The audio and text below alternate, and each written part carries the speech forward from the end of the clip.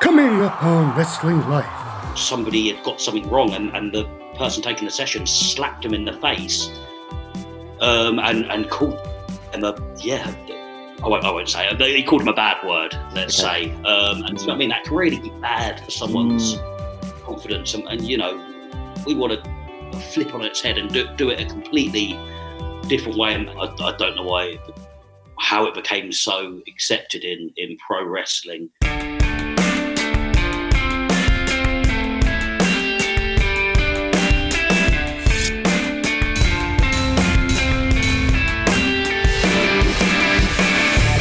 Welcome to Wrestling Life with Ben Veal, the show that features real talk from real talent.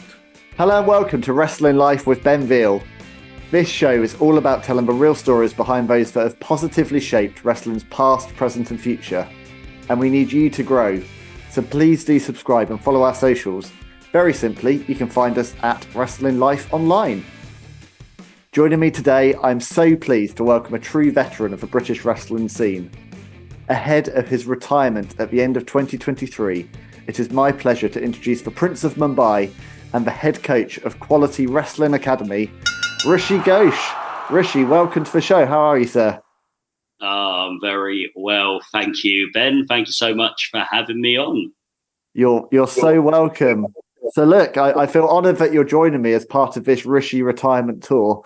You know, it's all coming to an end very soon. 23 years of lacing up the boots and stepping into the squared circle, and you're calling it a day. What's behind your decision to retire?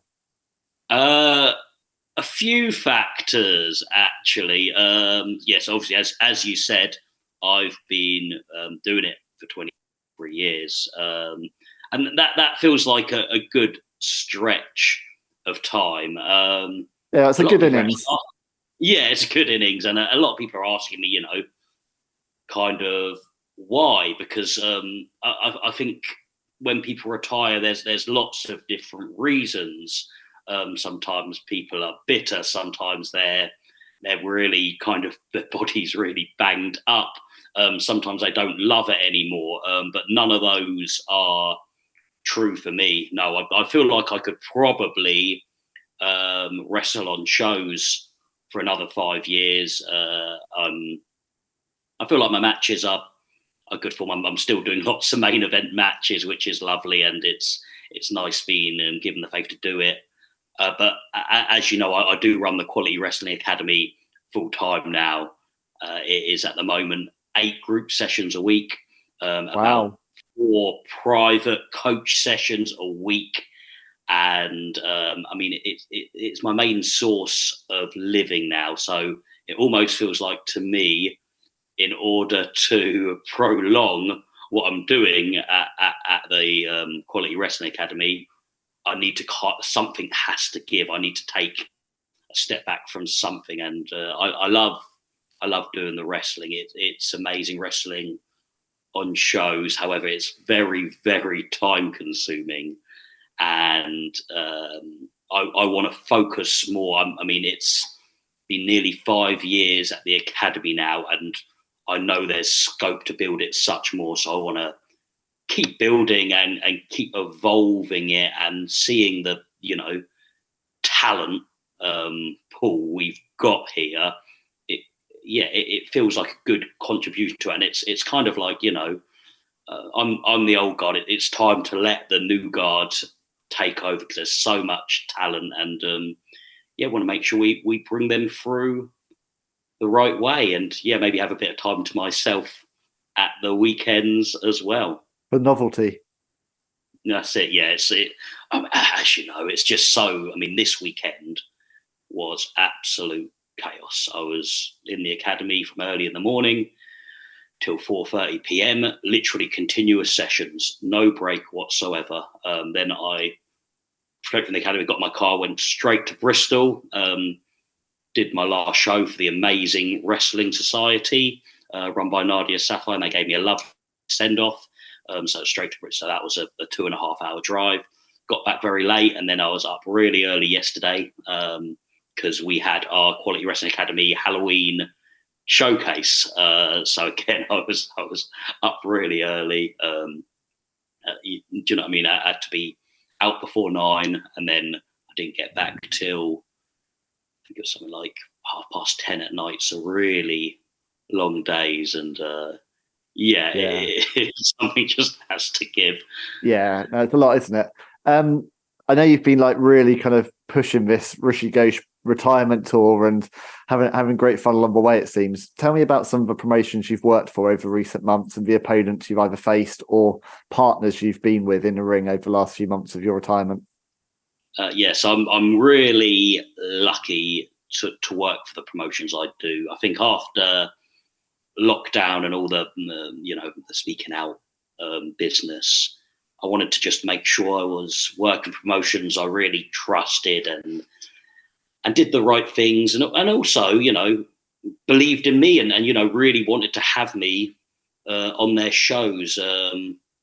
So SWF Wrestling UK and Kapow Wrestling I was actually working for separately, and now they've merged, which is lovely, and they've really looked after me, and they have a lot of my students on their show, so they really believe what we're doing at the Wrestling Academy, which is lovely. We've got Wrestling Society, as I've mentioned, with Nadia Safai and RJ Singh is the booker there.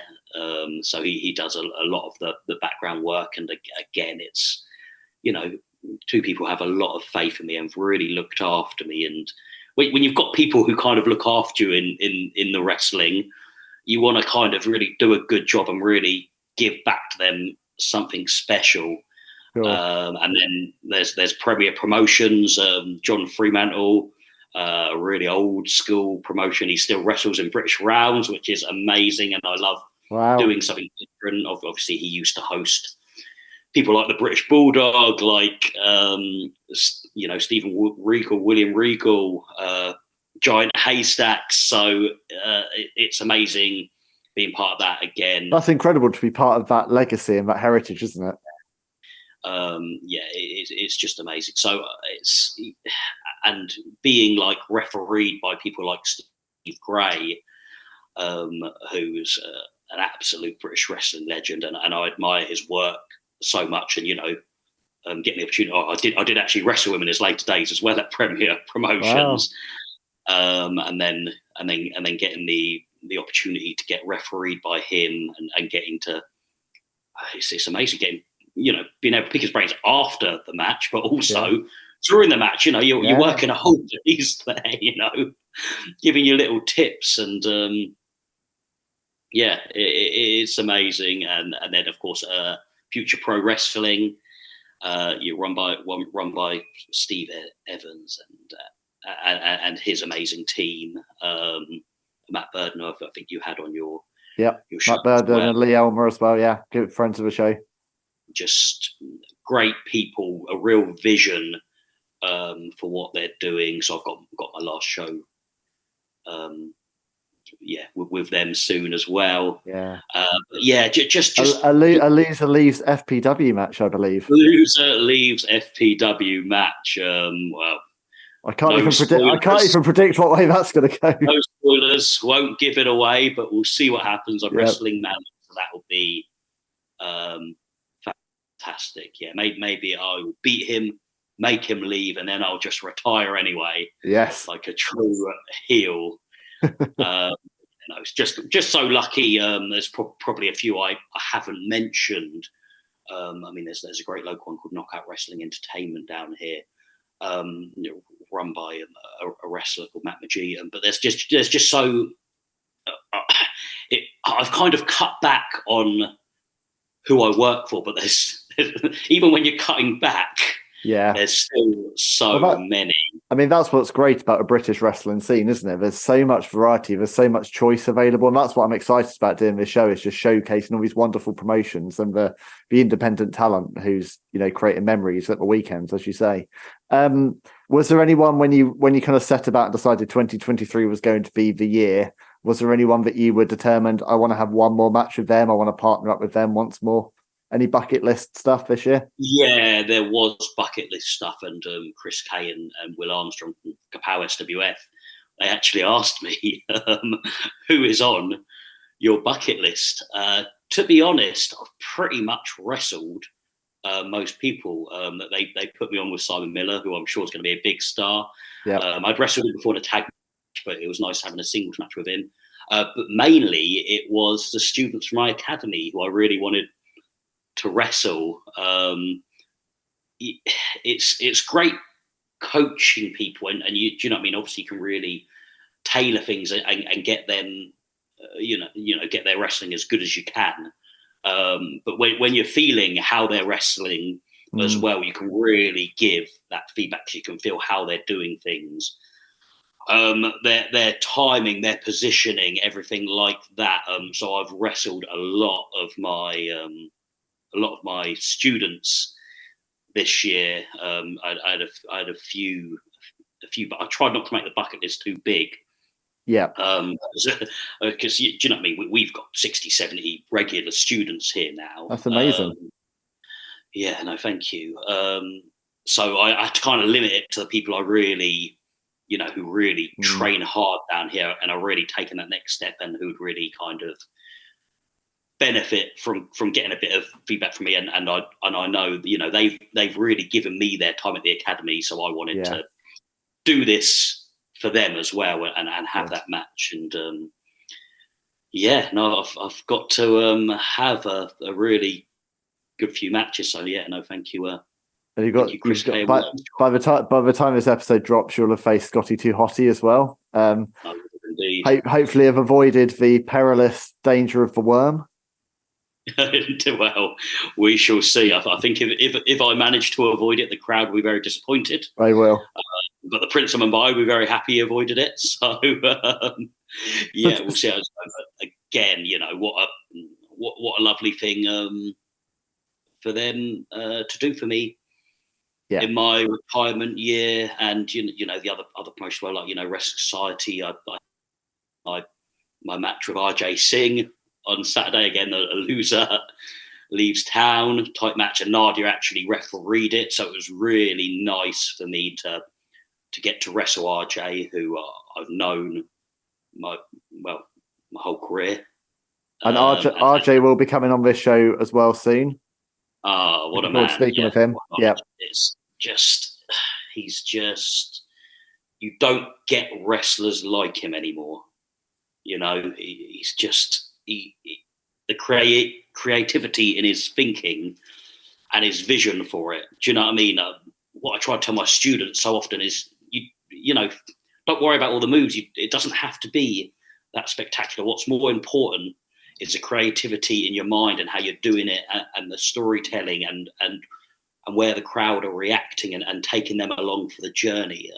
It's not about the moves, and RJ just understands it so well, and just the way he works. Do you know what I mean? I knew I was just going to leave on Saturday being completely unscathed. Do you know what I mean? Because he's just such a safe, responsible worker, and it was lovely being in the ring with two of my best friends in wrestling. My last Wrestling Society show. This episode of Wrestling Life is brought to you in partnership with our friends over at Legacy Sports Nutrition. Take your physical and mental performance to the next level with Test X9, the natural testosterone booster. Clinically proven, Test X9 from Legacy Sports Nutrition is NSF certified, third-party lab tested, and made in the US of A. And it's brought to you by friends of the show, 3-time world champion Nick Aldis and 10-time world champion Mickie James. Nick developed and uses these products himself, so you know they work, and he shows you how over at legacysubs.com, with links to clinical studies on each of the 9 key ingredients. No bull, no bro science, just facts. It's time to level up your strength, energy, libido and drive now with Test X9 from Legacy Sports Nutrition. And if you want to really level up, go for the ultimate test stack, adding T-Assist, a pro-grade estrogen inhibitor and test enhancer, and the best-selling sleep aid Recovery PM, and discover why improving your sleep is the key to unlocking your mental and physical potential. So stop settling for average, go to legacysubs.com now and use the promo code WrestlingLife for 10% off your entire order. That's promo code WrestlingLife. And if you subscribe to have it shipped every 30 days, you can still get the discount every single time. So head on over now to legacysups.com and level up with Legacy. Nice. So look, tell me a bit about Quality Wrestling Academy then. So where are you based, and what do you offer in terms of the training and support to would-be wrestlers? So we are based in Havant in Hampshire, which is very close to Portsmouth in Hampshire, if you haven't heard of Havant. And yeah, we provide, I suppose we pride ourselves on trying to provide the most variety in a wrestling academy. So to talk you through our week very quickly, Monday night is our inclusive session. That's for adults with learning disabilities and additional needs. Tuesdays, we've got our youth session. So that's for our young people between 10 and 18. We kind of extended the age so the youths can kind of pick when they go into the adult session, which start at 16. Some can't wait to get in, and some need a little bit more time. Yeah. So yeah, we've got a youth session. Then we have our advanced session after that on the Tuesday. Then Wednesday we have another adult session, our wrestling skills session. Then Thursday we have our basic session, which is not only great for beginners but also great for anyone just wanting to hone those basics. My whole career when I was wrestling, I always made sure I trained every week as well. I got in a wrestling ring.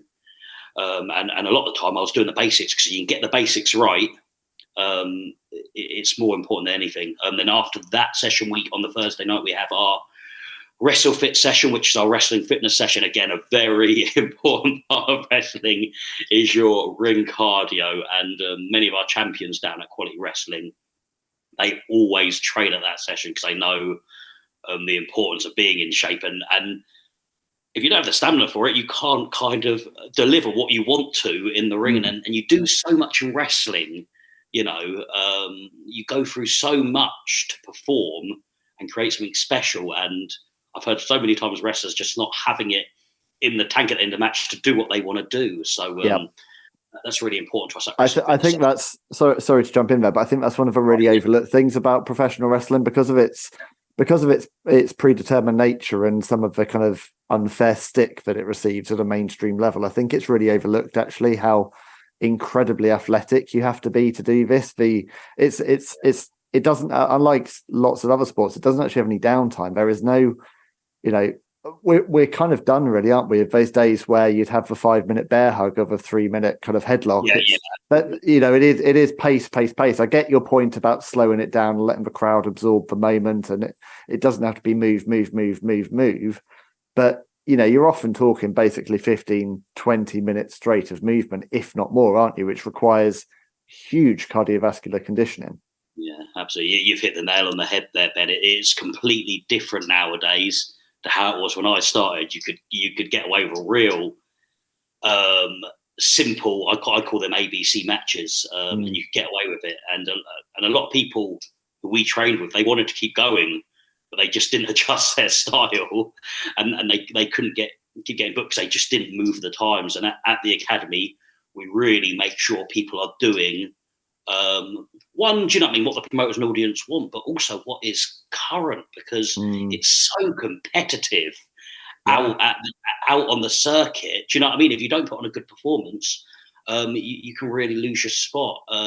Sorry, go back to the group session. So Saturdays we do a longer adult session, and then we have our kids fun session for the younger kids. That's 5 to 12-year-olds. And then we've got private coached and special seminars in between. So it becomes a very busy week at the Quality Wrestling Academy. But I think the most important thing is for us, the showcase yesterday, the teamwork involved. They're all a team. They're all this big wrestling family. And I think that's so important to get across, like a nice atmosphere where people are really comfortable to train and feel supported in their training. And I feel like me and my brother Raj, who I who I run the Wrestling Academy with, I think we're quite suited to be in a position to do it now. I mean, you know, you do get a lot of academies where I don't think people are quite ready to run them. But do you know what I mean? We've both, you know, I think it must be nearly 50 years between us we have in wrestling experience. We're both third Dan instructor grade judo instructors. We're both qualified disability sports coaches. We both have our football coaching. Raj also has another 2 black belts and instructor's grades in Kung Fu and kickboxing, and he's a qualified teacher. And I've been doing a lot of part-time university lecturing as well. So I just feel, you know, that merge of things puts us in a good position, and we're qualified social workers as well. So I think it just puts us in a decent position to not only coach the physical, but also there's a lot of the mentality of it. Yeah. And getting people, and, you know, giving them the confidence to perform, and giving people kind of feedback in the right way. I mean, coaches can be really, I hear so many stories, coaches can be really rude, you know, even now, back in the day it was really bad, but they can be really rude. Do you know what I mean? Calling people, you know, names, you know, when the speaking out happened, there was one story, I hope you don't mind a bit of bad language here, Ben. But yeah, you know, somebody had got something wrong, and the person taking the session slapped him in the face, and called him I won't say it. He called him a bad word, let's say. And you know what I mean? That can really be bad for someone's confidence. And, you know, we want to flip on its head and do it a completely different way, and just make people. The world's moved on, hasn't it? I mean, you used to hear horror stories from the old territory days in the 70s and 80s around the kind of, you know, before people were smartened up, and, you know, that real kind of, you really had to show your respect for the industry. And I know that's very, very much important still to this day, but you don't have to start your journey off like that, do you? You wouldn't start any other profession in that regard. Why would you do that in professional wrestling? You wouldn't know, and I don't know how it became so accepted in pro wrestling, but it still happens, unfortunately. But I think the difference now is actually there are legitimate places to train, and you've got more of the right people in charge. So I think, to be honest, I'm being really honest, I still think it's probably even now a 50-50 split. Probably back in the day, it was probably that. Do you know what I mean? You wouldn't find a place like the quality. You certainly would find a place like Quality Wrestling Academy, but you wouldn't find places like other academies who are doing really good work. What I love about this is the inclusivity you're describing. It's not just bringing in very young children to kind of get their first taste of the world of wrestling, but also, you know, you mentioned about the disability sports coach. I mean, my son is autistic. I'm very passionate about giving opportunities for neurodiverse and disabled people. How did your pathway into disability sports coaching happen for you and Raj? It kind of happened completely by accident for me. Okay. So I was doing my social work degree, and I've always been really interested in the arts and drama. I've done more pantomime performances than any man should have ever done. It literally must be about 500 shows I've done. Wow. In pantomime, ludicrous amount. But I've always had a big interest in drama, and I was doing a social work degree, and it was just a chance meet that I saw I was going probably from lecture to lecture, and I saw my friend Max Oleska's dad, Stuart Oleska, in the hallway, and he just caught me. He's like, "Oh, we've got this meeting." It might have even been that night, or maybe a night that week, with a group called SWIG, which stood for Social Work Inclusion Group, and it was a group of service users who were helping educate the social work students on the course, which I thought was wonderful. But they ran a project called Create, which was more about the arts. So educate them through drama and poetry and music and do you know what I mean? And you know, crafts and that kind of thing. And it was so interesting to me. And that was my first actual introduction to the world of disability. And what it taught me was how much knowledge and how much these people have to give. Do you know what I mean? And it sounds obvious saying it as an older guy now, but, you know, back when I was 18, it was eye-opening for me. Do you know what I mean? Completely different environment. And that's why I started working and wanting to be in the disability field. So I got into social work because I wanted to work with young people.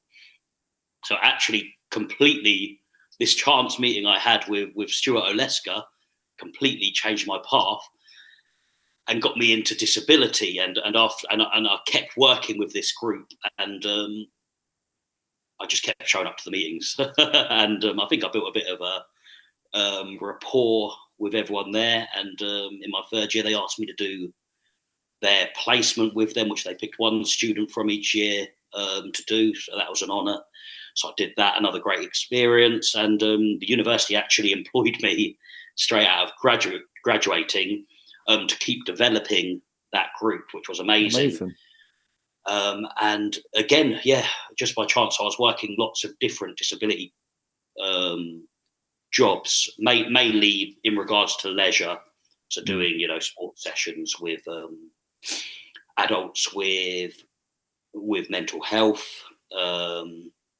And I was doing a job getting young people with disabilities into leisure activities in the community.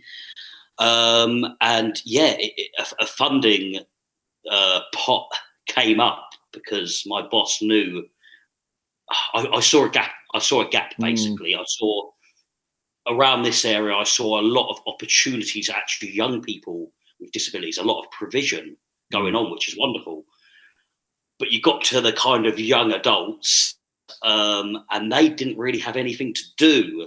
And I really wanted to start something up. So she told me about this funding pot. She was amazing. It's a lady called Kerry Morgan. She was amazing. And she helped me with my application. And I got this funding, and I started my own disability sports club, display sport and social club with my brother Raj. We did some courses to get the right qualifications to do it and learn more about disability sports. And that ran for 5 years, I believe. Unfortunately, lockdown and COVID closed it down, and we never recovered. But it's such a shame. It's had such an impact on so many kind of grassroots things like that, hasn't it? COVID, but we haven't really recovered. Recording this at the end of 2023, we haven't really caught up. We haven't recovered, and it's sad it had to come to an end. But I mean, for me, and I mean, you're quite a man of the world, Ben. It's very kind of you to say. Yeah, no, it's like you got a lot of really good experiences, and I just feel like one experience has kind of led on to the other, and now we're running this inclusive. We call it the Quality Inclusive Wrestling Federation. And it's every Monday night, and you know, the guys have been so good. They've got a passion for wrestling, but as you probably know, a lot of these guys got a lot of talent, but they just aren't getting nurtured in the right way. And it was a huge moment for us yesterday because these guys put on an exhibition match at our showcase in front. We did 2 shows, both with probably around 200 people there, actually. And they performed in front of 200 people, and to see the crowd reaction, they absolutely nailed it as well. They worked really hard for it, and they absolutely nailed it. And it was a really proud moment for myself, for Raj, and for my partner Lisa, who's a learning disability nurse who comes and helps out at the inclusive session. So it was just a great moment for us, and a great moment for them and their families as well. That's fantastic. And also, this might be the first episode of Wrestling Life that my wife actually listens to, because my wife is a physio for people with learning disabilities. So I might be able to force her to listen to half an hour about wrestling. But you may have finally turned around. Look, one thing I want to ask. So, obviously we're getting a really good glimpse into the real you, but I want to talk about the Prince of Mumbai. How does this character come about? And also, how have you evolved over the years with your wrestling persona? Yeah, it's evolved a lot actually over the years. It started. I do an amazing show every. It's either every year or every couple of years, called The Wrestling. It's run by two comedians. I've mentioned him already, actually, Max Zaleska, who's a really long-term friend, and his comedy partner, Ivan Gonzalez. Max and Ivan, they're called it in the comedy world. They are incredible comedians. But they started The Wrestling. And because I've known Max for so long, when he was first selling it to me, he told me about the Edinburgh Festival. I was going to put on this show at the festival. I'd never really been to a comedy festival. I'd heard of the Winchester Hat Fair, and I almost imagined it might be something like that. There'll be, a few buskers around, and he's going to put this ring in a field. And Edinburgh is something else, isn't it? Yeah, it takes over the entire city. It's enormous. All the huge comedians you could think of are performing there. And he had booked. It's like the Madison Square Garden of stand-up comedy, isn't it? It was outrageous. I couldn't believe when I got there. I was like, oh my word. And he had said to me he wanted me to be. I was just a normal, generic heel before. Bombay bad boy, Rishi Ghosh. That's who I was. And I was always known as a good wrestler, a good solid wrestler. But I would say I was not a main event wrestler. I was an opening match wrestler, which do you know what I mean? I love working the opening match. It introduces, the opening match, in my opinion, is every bit as important as the main event. Yeah. To me, as a promoter, it's the most important match because it sets the tone. So I was normally put in the opening match to teach them, and that's always a great pleasure. But then I was not a main event worker, and I can hold my hands up and say, do you know what I mean? I wasn't a main event wrestler back then. But Max said he wanted me to be this Prince of Mumbai character. And so that was the first time I was Prince of Mumbai and did the accent. I didn't have all the gear because I didn't really appreciate what a big show this was. Yeah. I appreciate it. I booked out one of the biggest, famousest venues in Edinburgh to do the wrestling, the Pleasance Grand. So it was 1,000 people in there. And it was incredible. And the show actually won the Foster Panel Prize, the old Perret Award for Best Show. Wow. That year. So that was the very start of the Prince of Mumbai. So thank you, Max. And then it just evolved from there. I was in Orlando, and I was at a costume shop, and I found this robe. And I put this robe on because I thought, this is Prince of Mumbai. This is a good outfit. And the owner of this store, the person working there, was like, that looks really good. But you don't really trust, the person. Yeah. Like they're trying to sell you a robe. But then this couple walked by, and this lady just stopped and went, that looks really good on you. And I was just sold. I was just like, right, I'm taking this. Are you sure she wasn't working for the shop as well? Yeah, maybe. It's like a double act. Really cleverly done. But either way, even if I was scammed there, I was so convinced. She was so convincing that, I took the robe, and once I had the robe, actually, the rest followed. So sometimes it's just about getting the right attire, get the feeling of the character. Once I had the robe, I was like, oh, okay. So I went to the place that made my gear, and they showed me lots of materials, and I decided leopard print is the way to go. So I went for leopard print, and that's been really beneficial to it, because people just instantly react when I take off that robe. You've got a very distinctive look and feel, haven't you? Yeah. Your gimmick, yeah. This episode of Wrestling Life is brought to you in partnership with our friends over at Legacy Sports Nutrition. Take your physical and mental performance to the next level with Test X9, the natural testosterone booster. Clinically proven, Test X9 from Legacy Sports Nutrition is NSF certified, third-party lab tested, and made in the US of A. And it's brought to you by friends of the show, 3-time world champion Nick Aldis and 10-time world champion Mickie James. Nick developed and uses these products himself, so you know they work, and he shows you how over at legacysubs.com, with links to clinical studies on each of the 9 key ingredients. No bull, no bro science, just facts. It's time to level up your strength, energy, libido and drive now with Test X9 from Legacy Sports Nutrition. And if you want to really level up, go for the ultimate test stack, adding T-Assist, a pro-grade estrogen inhibitor and test enhancer, and the best-selling sleep aid Recovery PM, and discover why improving your sleep is the key to unlocking your mental and physical potential. So stop settling for average, go to legacysubs.com now and use the promo code WrestlingLife for 10% off your entire order. That's promo code WrestlingLife. And if you subscribe to have it shipped every 30 days, you can still get the discount every single time. So head on over now to legacysubs.com and level up with Legacy.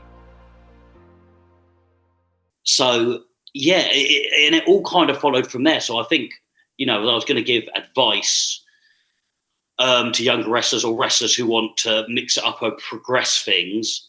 Really think about what you're wearing and how you present yourself the moment you step out of that curtain, because it's so important to the audience. You still get a lot of wrestlers and they're just, wearing their black trunks or whatever. And it does work for, some people, but for a lot of people, it just doesn't work for them. And there's more to them.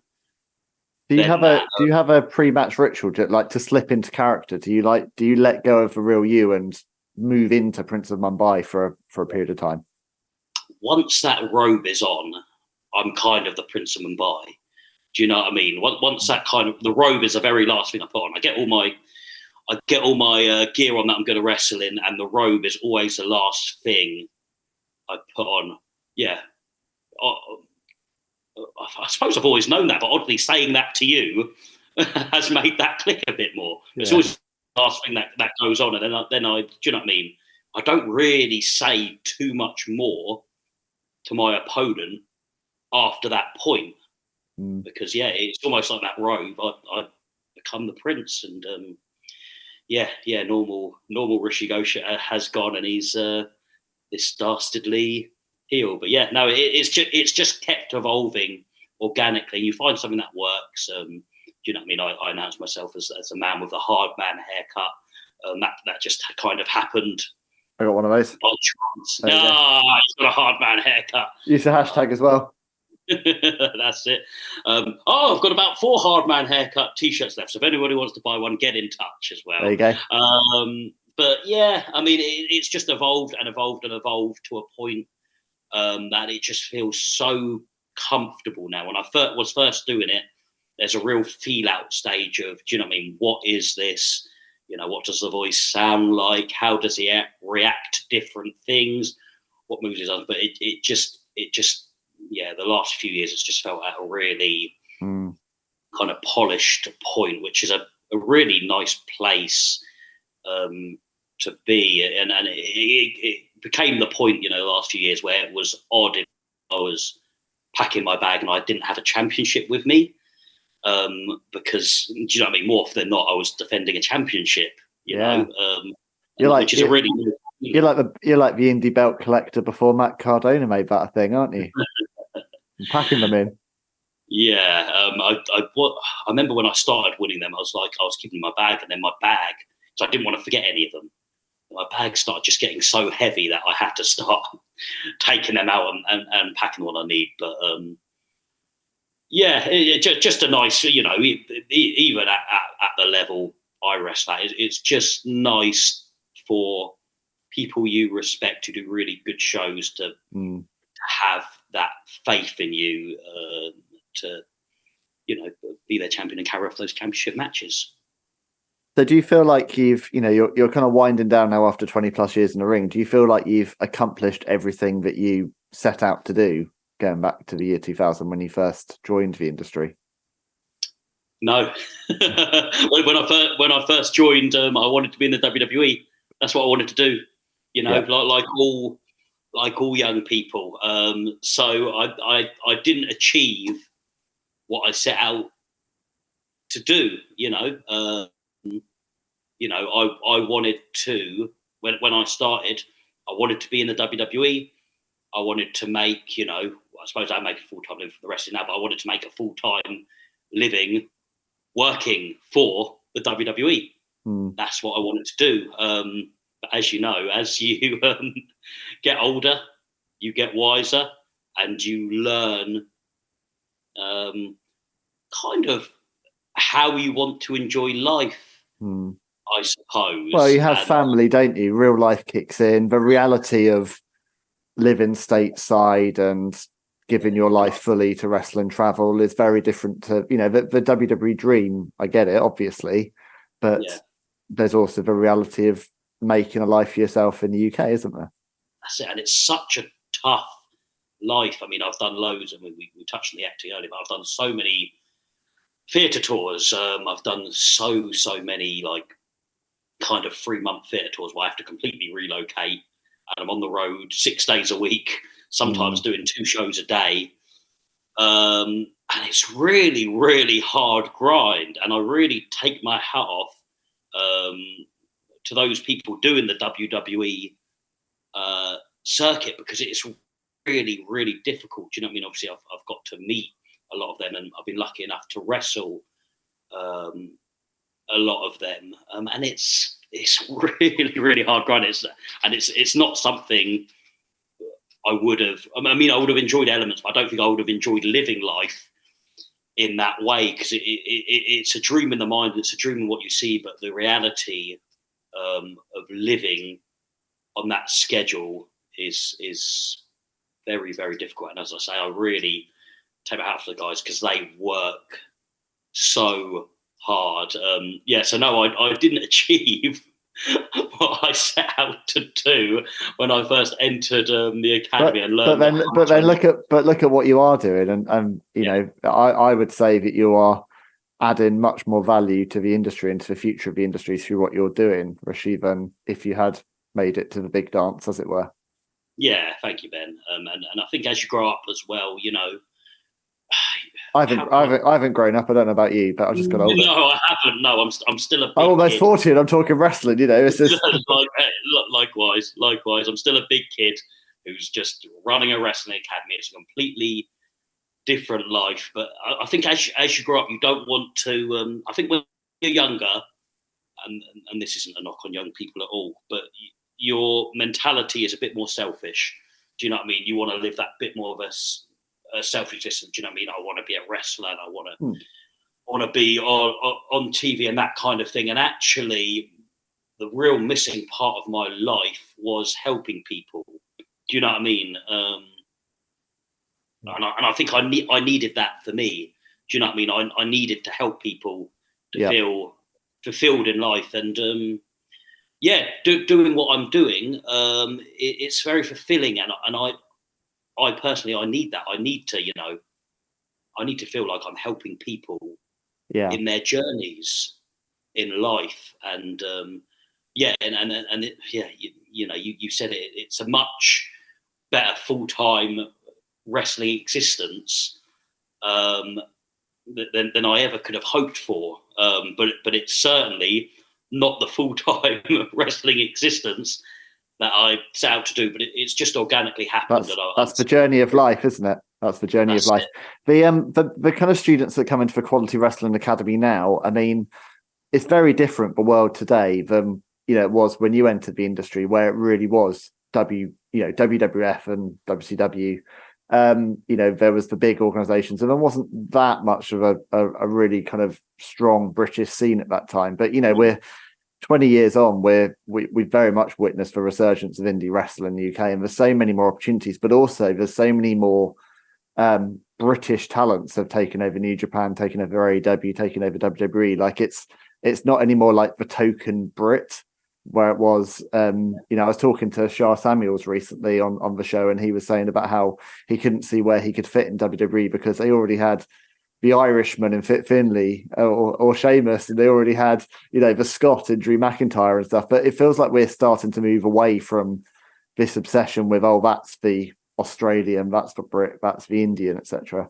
Are your students, is their goal I want to be in WWE, or do some of them recognize this is something that I can do successfully in the UK, and that's enough? Yeah, to be honest, most of them, they just want to get on the British circuit. Great. I think we cater to a very particular clientele. Actually, we have people who do want to push on and really go far.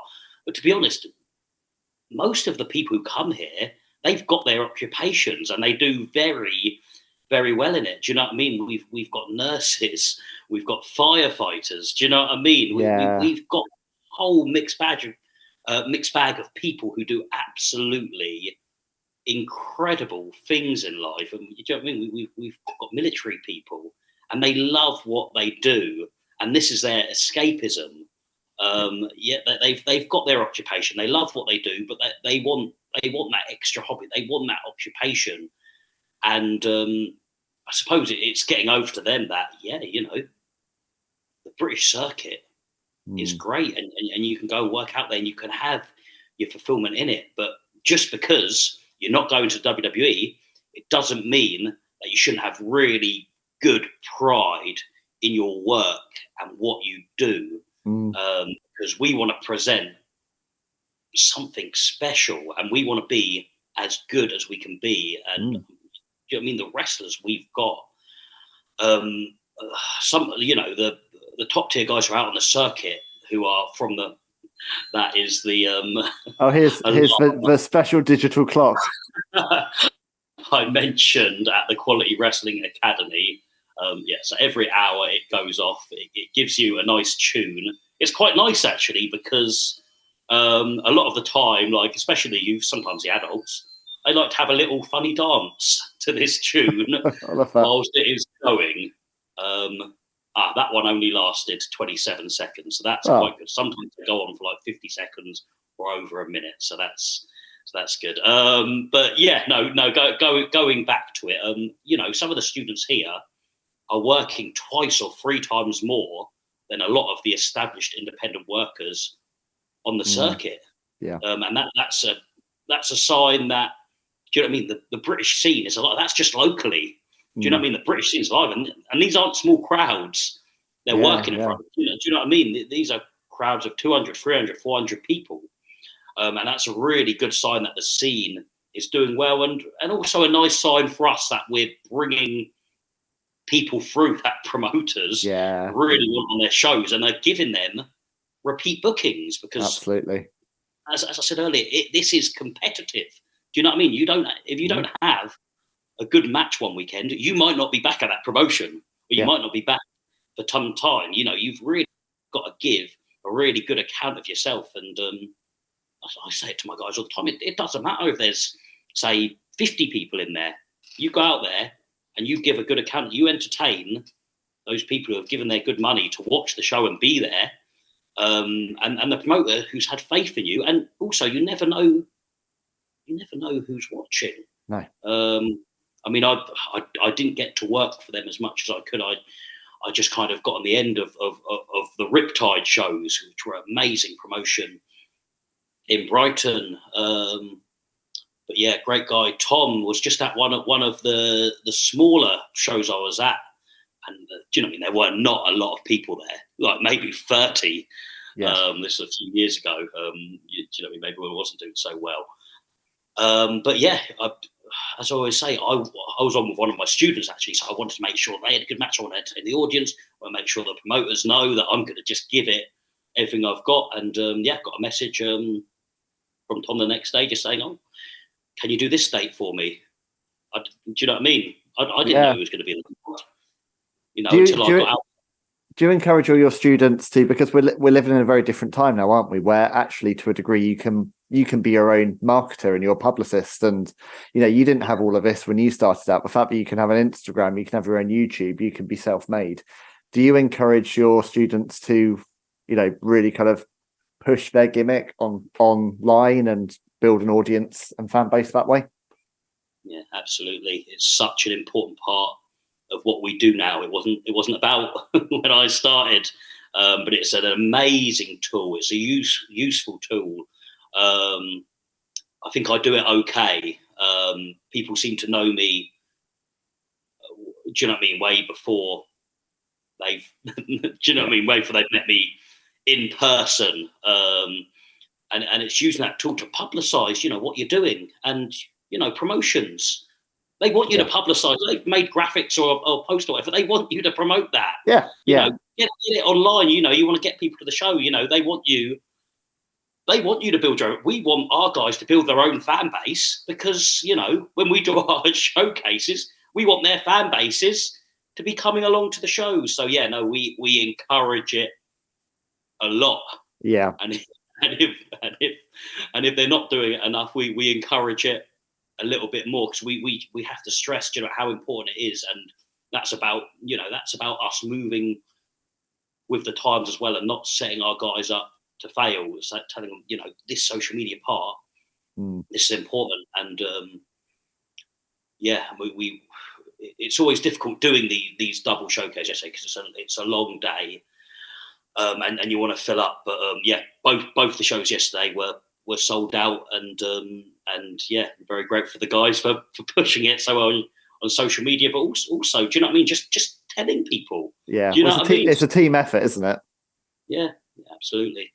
The last thing I wanted to ask you about, I see this poster on your wall, right? You got for those watching on YouTube, it's got a couple of very colourful posters behind. But I'm interested to learn more about the book that you wrote for the Quality Wrestling Academy.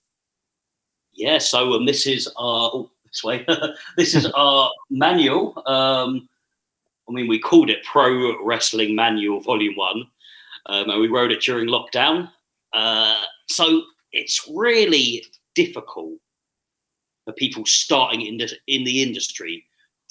What do you do? I've got a copy here, actually. Hang on. I've got a copy here. But yeah, here's the manual.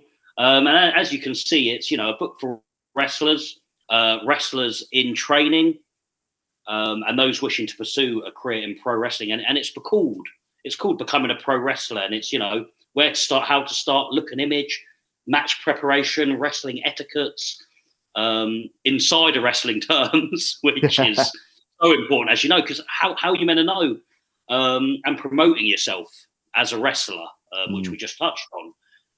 I just think it's so important because as you find it's such a sensitive industry, and you can really upset people without even knowing. Little things like, say you've got a student, they're doing their first show.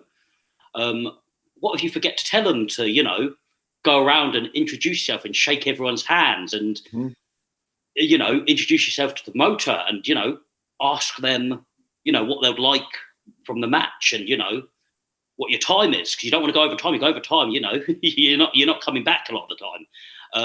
To thank them for the opportunity at the end, to make sure you're there to help set up, make sure you're there to help tear down.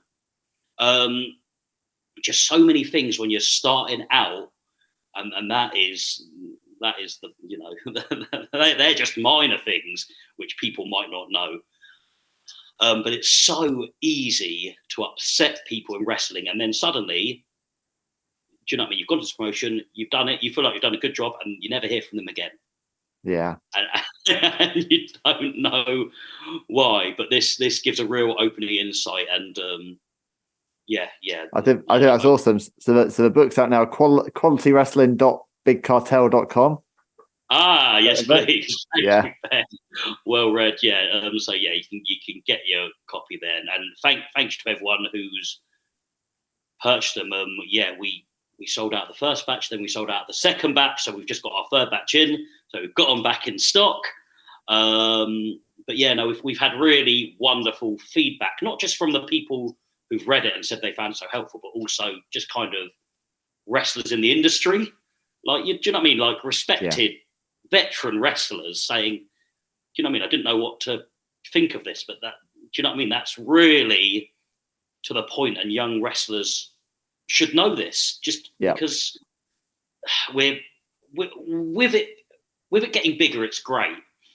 But with it also getting bigger and lots more people entering the industry, we're losing the little really important etiquettes that we need, like I mean, if you're sitting in the dressing room, a lot of the time, as you know, there's not a lot of chairs, or the space is small in the locker room. Do you know what I mean? A veteran comes in, you should be offering them your chair. Do you know what I mean? And do you know what I mean? A veteran might come into the locker room and see one of the young guys, you know what I mean, stuff all over the place, sitting in the chair, not offering it. Do you know what I mean? He might tell the promoter, again, you're not booked. It's so easy. So I've had a lot of really nice feedback, not only from the people who have brought it, but also, the veterans and the seasoned people in wrestling who kind of said how beneficial it was. That was really nice. That's great. That's great. So look, the last thing I want to ask you is, hanging up the boots, Prince of Mumbai, what's your legacy, your in-ring legacy, Rishi? How are you going to be remembered as a competitor? I think I will be remembered as someone who made people laugh. I think people just enjoy watching me. I think they enjoy the antics. I like the comic bit I put in wrestling. But I suppose a note for all comic wrestlers, just because you're a comic wrestler, it doesn't mean you can't do a lot of the big flashy moves and become a main eventer. I mean, people think, these comedy wrestlers have to be in a certain spot. But I think I've kind of broken through that and won the belts and done the main events to show that you can be a comic wrestler, but also really, have those proper main event matches and enjoy it. So, I hope the Prince of Mumbai will just be remembered for somebody who people enjoyed watching and had fun booing them. Do you know what I mean? I never wanted to be really offensive to the audience. Do you know what I mean? I never pick out an audience member and, do you know what I mean, and insult the way they look or the way they are. That's an obscene thing to do. But I might tell the whole crowd that they're disgusting. Do you know what I mean? And do you know what I mean? And get a boo from that. So I'd like to be just remembered as somebody that they, as an act that they just enjoyed watching and got a bit of a kick out. And wrestling legacy wise, I feel like that's what I'm building now, the Quality Wrestling Academy. I could wrestle for another 5 years, but to me, that's not as valuable as what I'm doing here, sending out a really good batch of decent, safe, respectful wrestlers who are going to, run the British wrestling scene and again present something that people enjoy and it's done the right way and hopefully people can learn off of them in the future. No, absolutely. Well, look, this has been such a lovely interview to have today. I have so much respect for what you're doing, Rishi, and for your, you're a true ambassador for the sport, and you're obviously leading the way in its future as well. So thank you very much for giving up your time as part of a Rishi Ghosh retirement tour to join us for Wrestling Life today. Thank you, Ben, and thank you for the kind questions and looking into my background so much and researching what I'm all about. That was really nice. Thank you, Ben. I appreciate it. That's what this show is all about. So look, that is it for another Wrestling Life. Thank you to my guest, the Prince of Mumbai, Rishi Ghosh, who I hope can avoid Scotty Too Hotty's worm very soon, which is a sentence my almost 40-year-old self delights in saying. Thank you to my producer, Jeff Easton from Tall Lake Productions. Thank you to all of you for taking the time to join Rishi and I today. We'll be back very soon for more real talk from real talent. So until then, be good to each other. See ya.